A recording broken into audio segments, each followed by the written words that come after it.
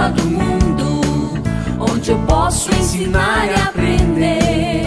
A palavra da sabedoria é a nossa EBD. Deus é o nosso diretor, o Espírito Santo nosso professor.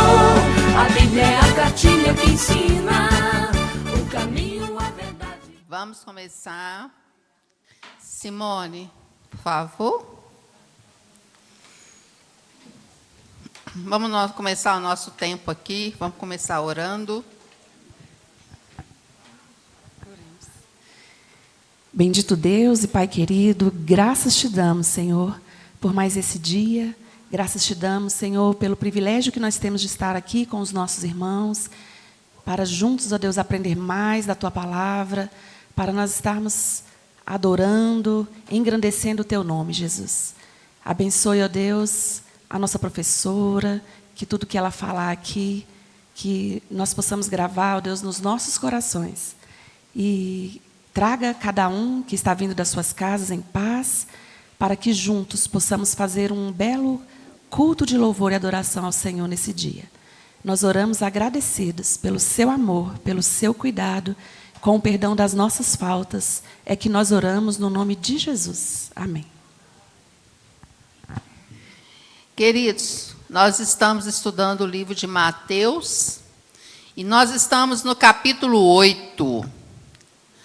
Hoje nós vamos fazer literalmente uma passagem por 3 capítulos, 8, 9 e 10. Na chamada para a nossa lição, eu coloquei milagres de Jesus. Mas, na realidade, a gente vai ver que esses 3 capítulos vão muito além, tá? Vão muito além de milagres, né? Mas foi uma forma que eu tive de convocar a EBD para o estudo desses 3 capítulos. Então, vamos lá. Hoje, esses 3 capítulos, eu vou fazer meio que uma leitura, tá? E aí, eu fiz algumas adaptações, tá? Mas eu gostaria de fazer a leitura desses 3 capítulos.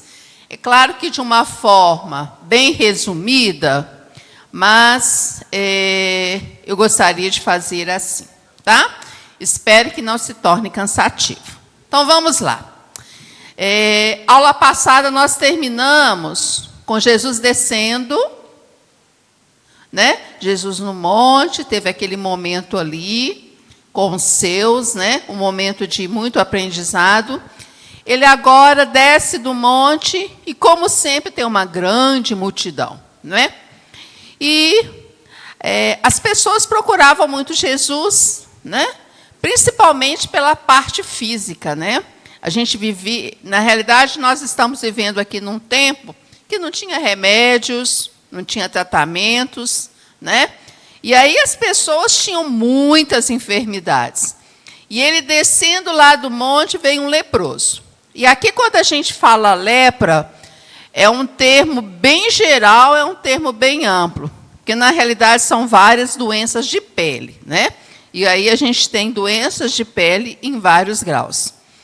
E aí esse leproso chega para Jesus e fala: Senhor, se quiser, me torne limpo. Eu quero ser limpo. Eu quero uma mudança na minha vida.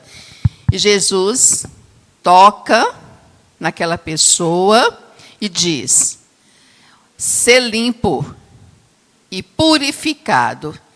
E assim ele tornou a sua jornada. E aí a gente vai ver que nesses 3 capítulos, né, a gente vai ver que Jesus vai trazer o reino dele para o meio das pessoas.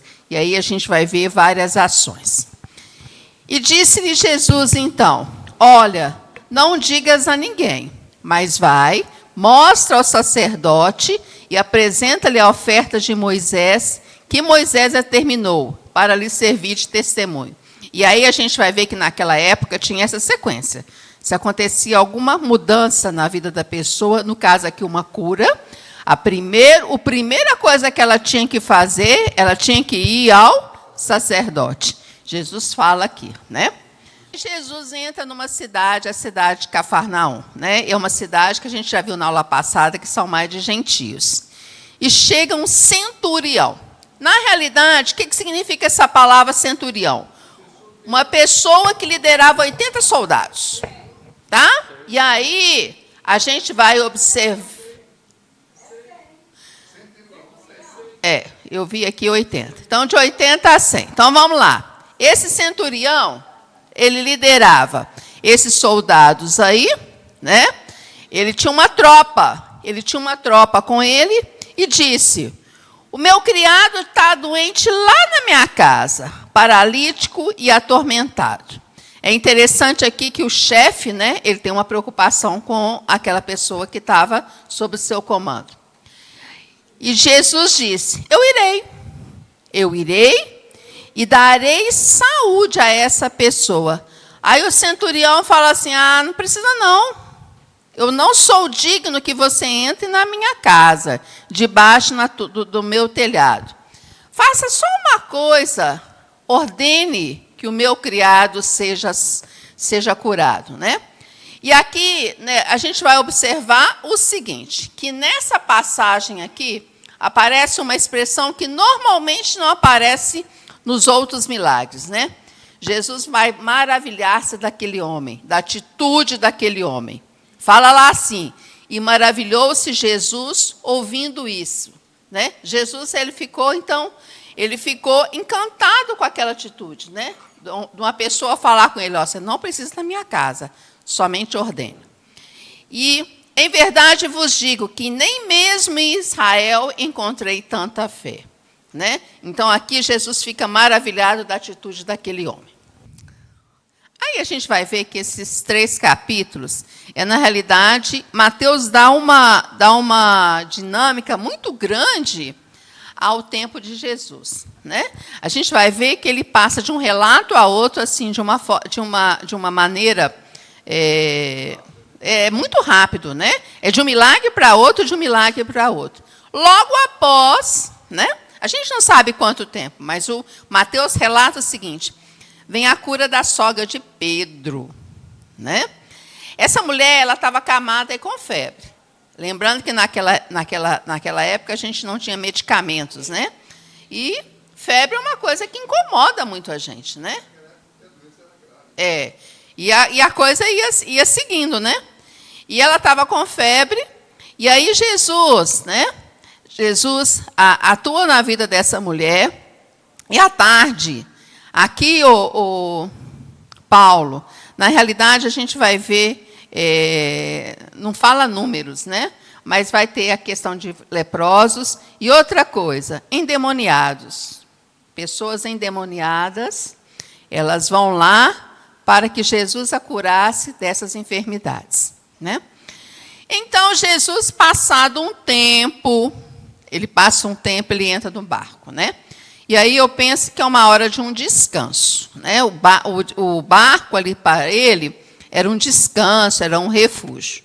E vem uma grande tempestade, né? E aí, aqueles homens que já estavam com Jesus, já tinham uma caminhada, já tinham visto algumas curas, né? Eles ficaram com o quê? Com medo. Ficaram com muito medo, né? E aí, a gente vai observar o seguinte: Jesus fala: homens de pouca fé, vocês estão com medo por quê? Qual o motivo, né, dessa insegurança total? E aí Jesus levanta, repreende os ventos, o mar, e segue uma grande bonança.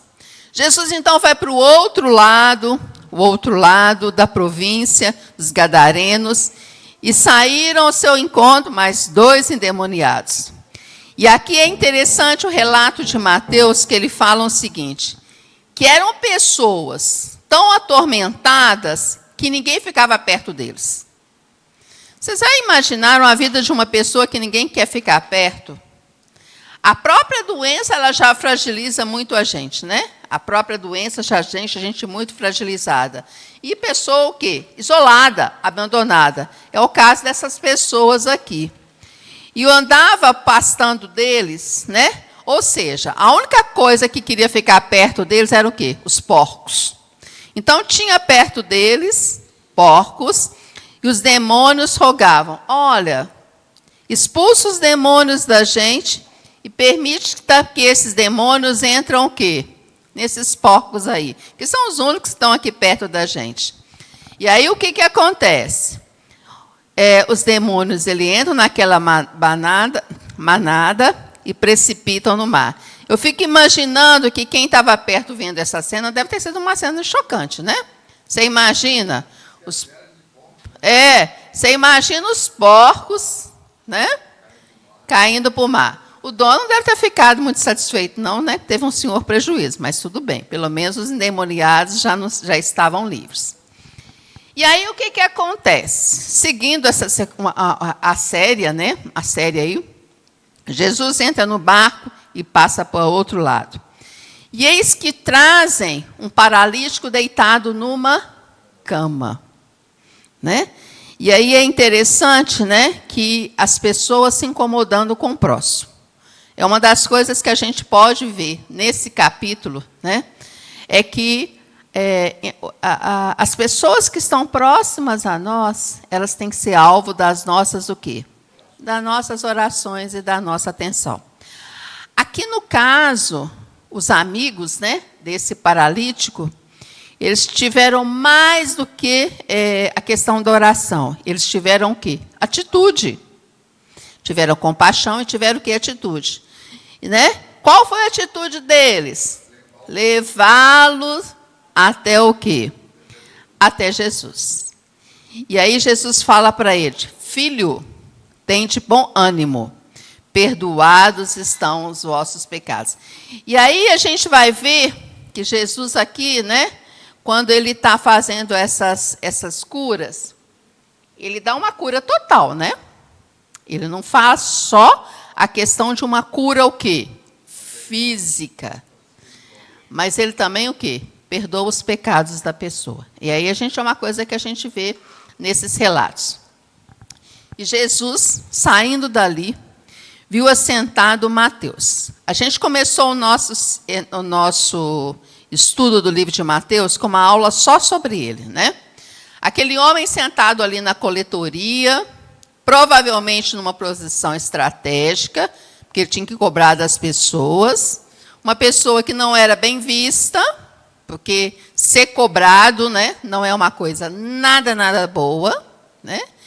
E aí Jesus passa por esse homem que tinha essa carga, né, esse peso na sua vida. Jesus fala com ele: vem para mim, segue. E aí é interessante que o Evangelho ele não põe dúvida, né? Não põe dúvida na atitude de Mateus. Ele simplesmente o quê? Deixou o seu serviço. E aí a gente vai ver o seguinte: quando Mateus segue Jesus, a gente vai ver que ele abre mão do emprego, né? É uma coisa que a gente tem que deixar. Ele abre mão do emprego, da posição, do prestígio entre aspas, e ele segue Jesus, né? E estava Mateus. E aí uma outra coisa que eu também já abordei aqui nessa sala com vocês, que Mateus não só toma uma atitude, Mateus não só segue a Jesus, como ele deixa claro o que estava acontecendo na vida dele, né? E aí a gente vai ver que ele torna-se realmente um cristão para os seus amigos, né? Ele não ficou escondido. Ele não ficou aquela coisa de crente secreto, né? Ele tornou a sua atitude para os publicanos e para os fariseus, ou seja, para os seus amigos. Ele teve essa preocupação, né, de tornar claro a sua atitude. E nesse encontro Jesus estava ali. Provavelmente os fariseus ficaram olhando assim, né? Daquele jeitão para ele, para Jesus, né? A esse homem ali naquele meio, naquela situação, né? E aí a gente vai ver que os fariseus, eles vão ser os opositores de Jesus. Sempre que aparecem os fariseus nos relatos, ele sempre aparece com uma atitude de oposição. Bem, seguindo os nossos milagres, os nossos aqui, né? E aí a gente vai ver que Jesus agora, que um chefe chega para Jesus e diz o seguinte: a minha filha está morta. Né? E Jesus, ele seguiu aquele chefe e curou aquela filha. Né? E aí eu imagino o seguinte: o Evangelho, ele está destacando aqui 10 curas. 10 curas. Mas, na realidade, a gente imagina que aconteceu o quê? Muitas outras.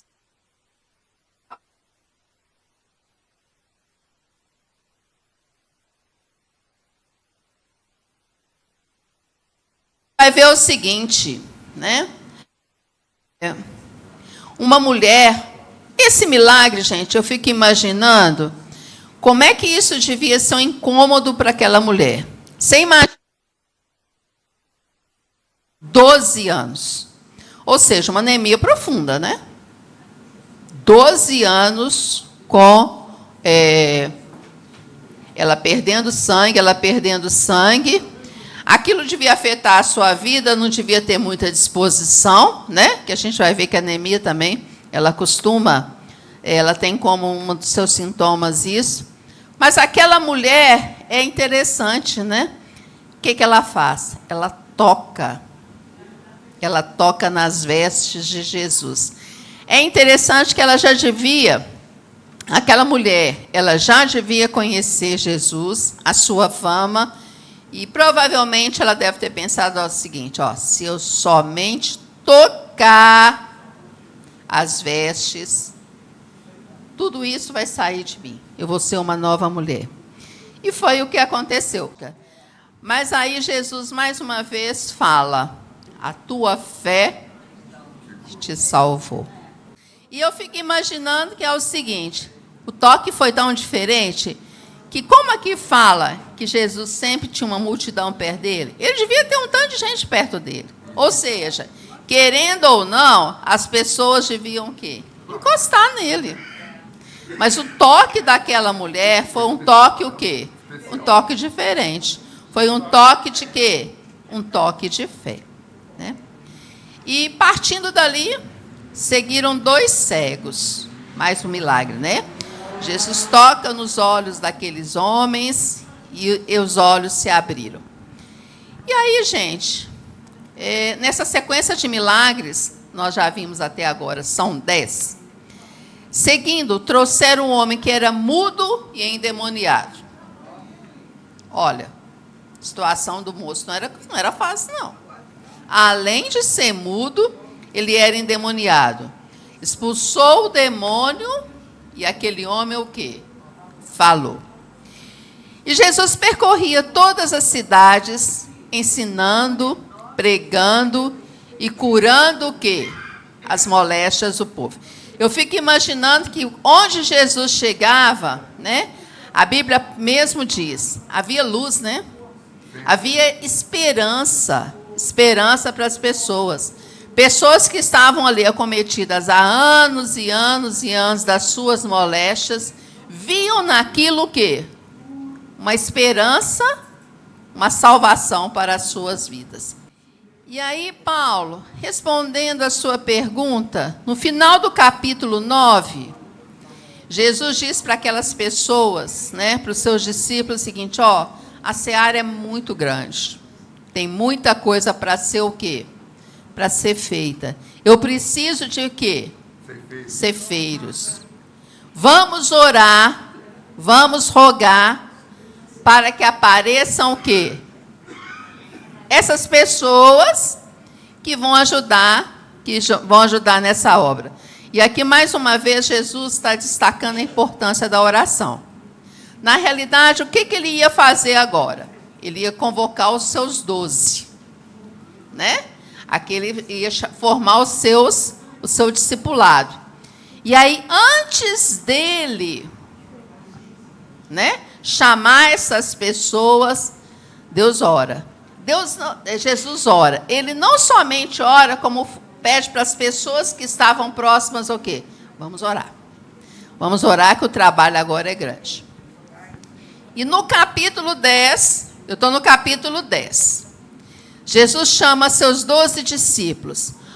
Alguém imagina por que 12 e não 13, 15, 7? As tribos. As 12 tribos de Israel.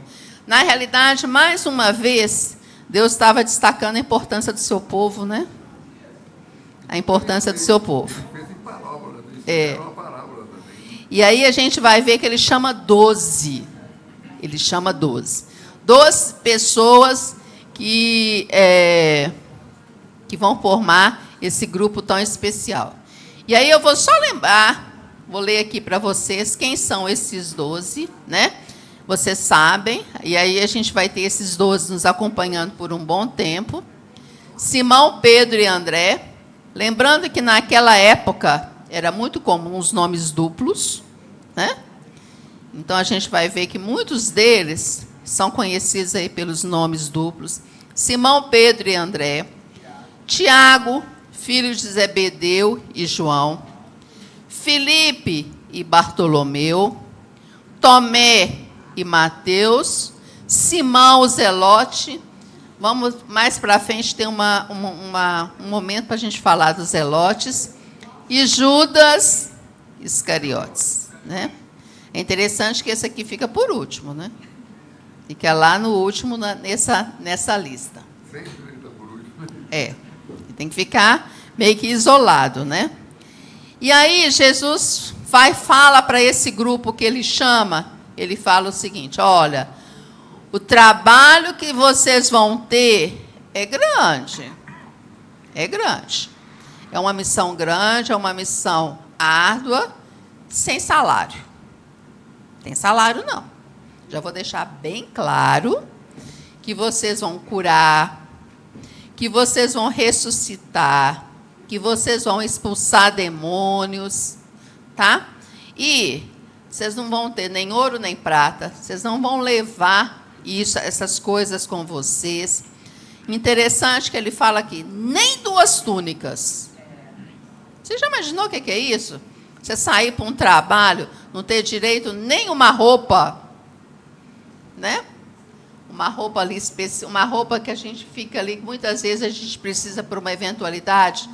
Jesus fala para aquelas pessoas o seguinte: ó, vocês vão levar nada, literalmente nada. No caminho, na missão que vocês têm, nada vocês vão levar, nem ouro, nem prata, nem alforjes, nem 2 túnicas, nem alparcas, nem bordão. E quando entrar na cidade, e aqui ele vai deixar uma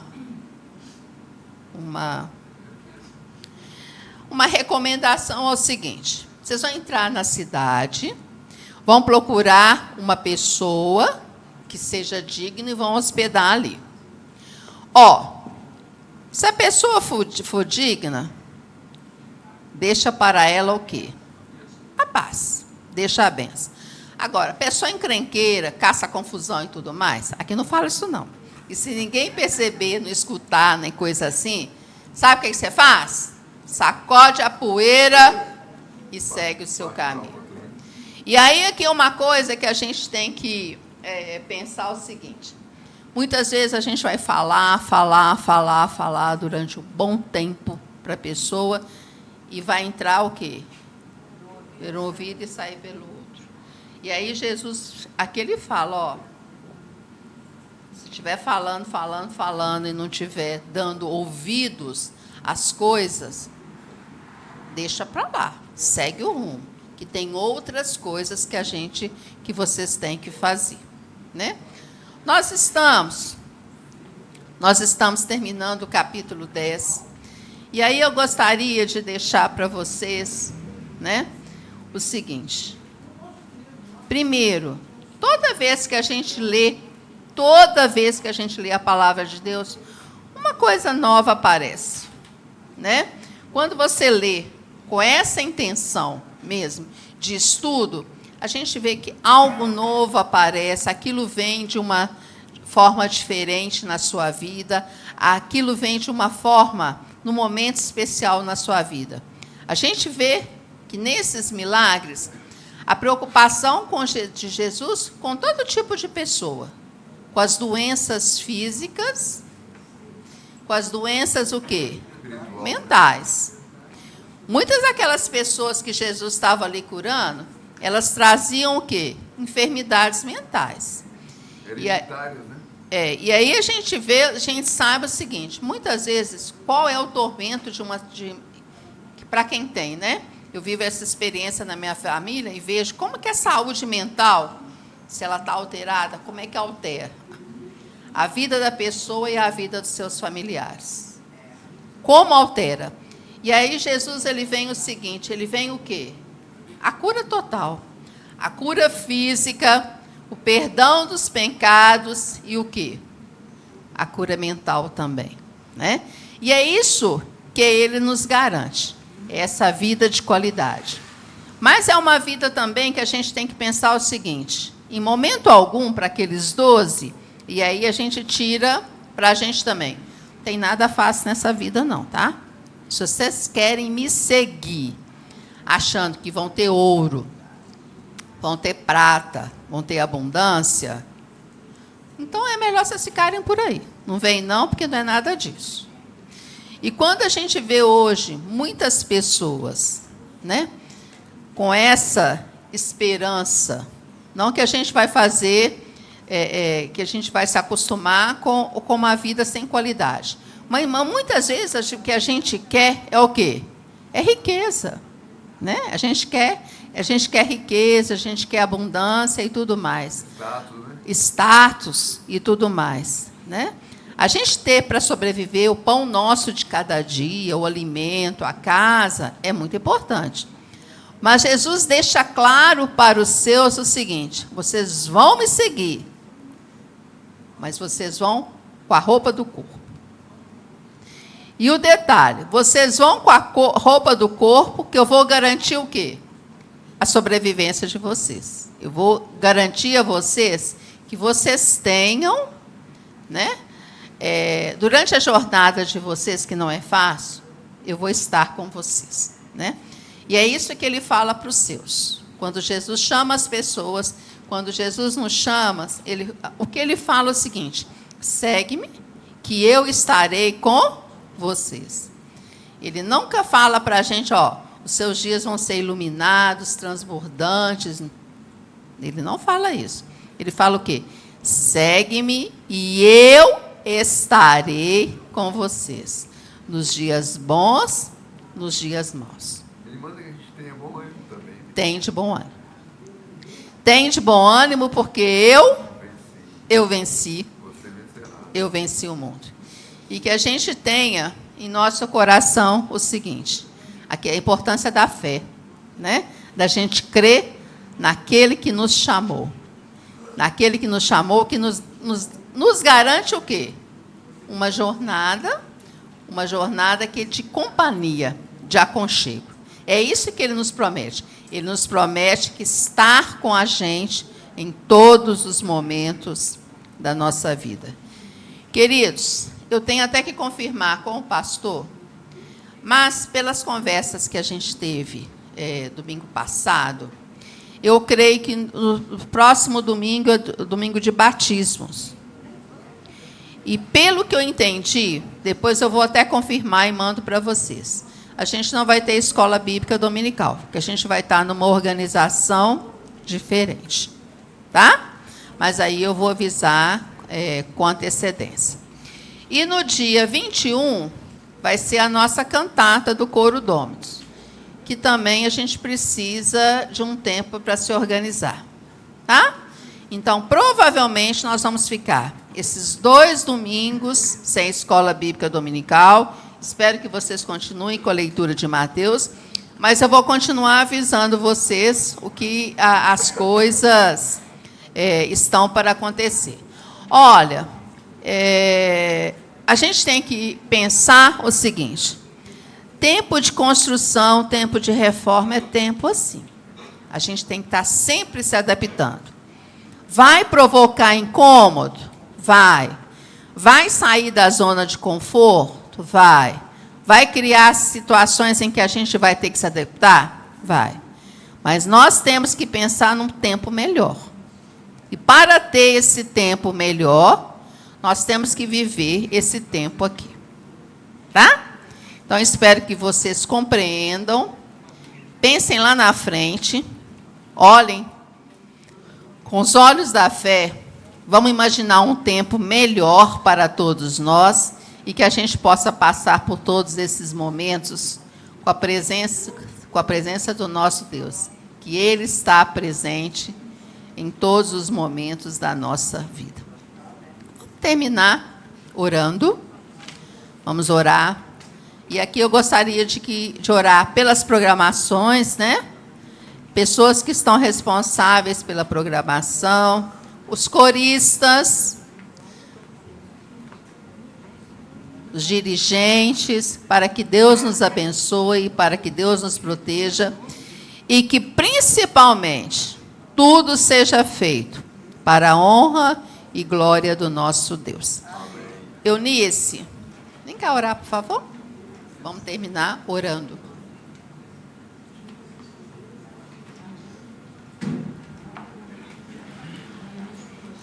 Senhor, nosso Deus e Pai, como é bom estar na Tua casa, como é bom estar na Tua presença, Senhor.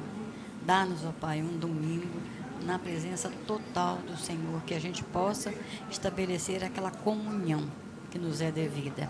Muito obrigado pela escola, muito obrigado pela nossa professora, pelos que já ouviram, que essa palavra entre em nosso coração e faça morada, Senhor, e que a gente possa viver o que a gente aprendeu aqui hoje. Em o nome de Jesus. Obrigada.